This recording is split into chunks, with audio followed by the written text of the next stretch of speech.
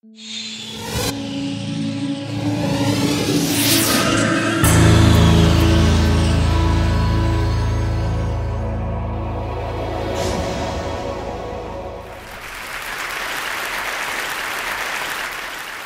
future, as we know, is very unpredictable. The best minds in the best institutions generally get it wrong. This is in technology, this is in the area of politics, where pundits, the CIA, MI6 always get it wrong, and it's clearly in the area of finance, where the institutions established to think about the future, the IMF, the BIS, the Financial Stability Forum, couldn't see what was coming. Over 20,000 economists whose job it is, competitive entry to get there, couldn't see what was happening. Globalization is getting more complex, and this change is getting more rapid. The future will be more unpredictable. Urbanization, integration, coming together leads to a new renaissance. It did this 1,000 years ago. The last 40 years have been extraordinary times. Life expectancy has gone up by about 25 years. It took from the Stone Age to achieve that. Income has gone up for the majority of the world's population, despite the population going up by about 2 billion people over this period. And illiteracy has gone down from a half to about a quarter of the people on Earth. A huge opportunity, unleashing of new potential for innovation, for development. But there's an underbelly. There are two Achilles heels of globalization. There's the Achilles heel of growing inequality, those that are left out, those that feel angry, those that are not participating. Globalization has not been inclusive.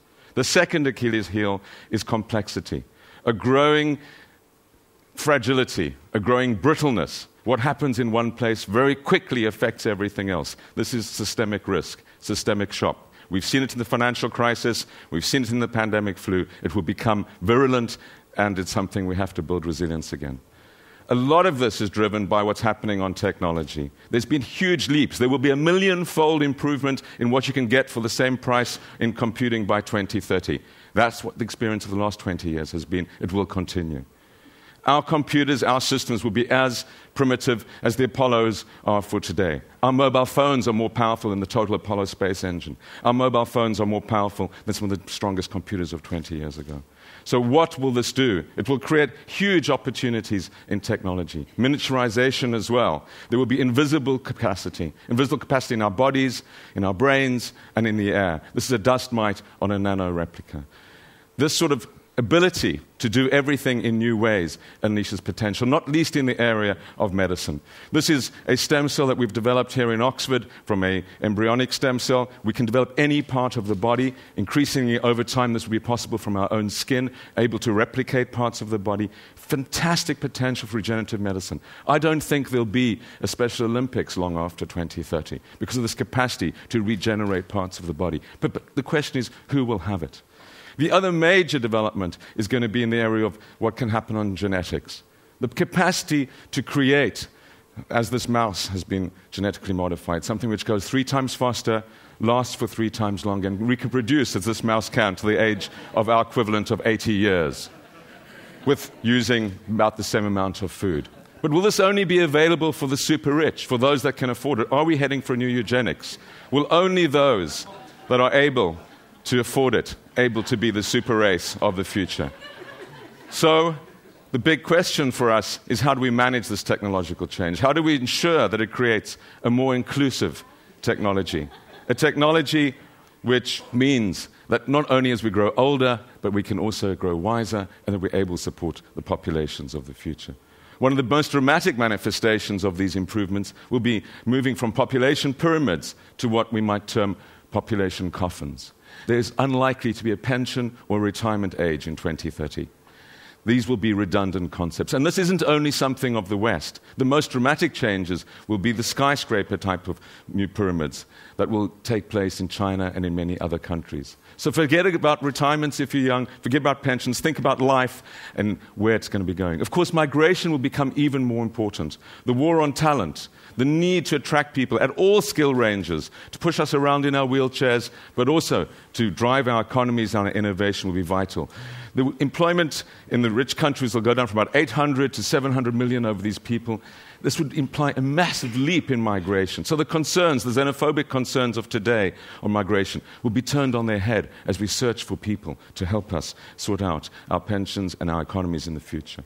And then the systemic risks. We understand that these will become much more virulent, that what we see today is this interweaving of societies, of systems, fastened by technologies and hastened by just-in-time management systems. Small levels of stock push resilience into other people's responsibility. The collapse in biodiversity, climate change, pandemics, financial crises, these will be the currency that we will think about. And so a new awareness will have to arise of how we deal with these, how we mobilize ourselves in a new way and come together as a community to manage systemic risk.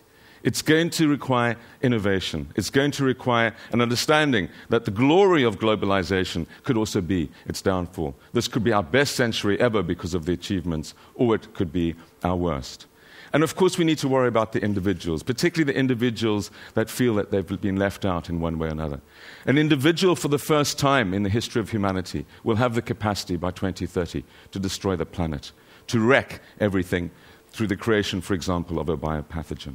How do we begin to weave these tapestries together? How do we think about complex systems in new ways? That will be the challenge of the scholars and of all of us engaged in thinking about the future. And the rest of our lives will be in the future. We need to prepare for it now. We need to understand that the governance structure in the world is fossilized. It cannot begin to cope with the challenges that this will bring.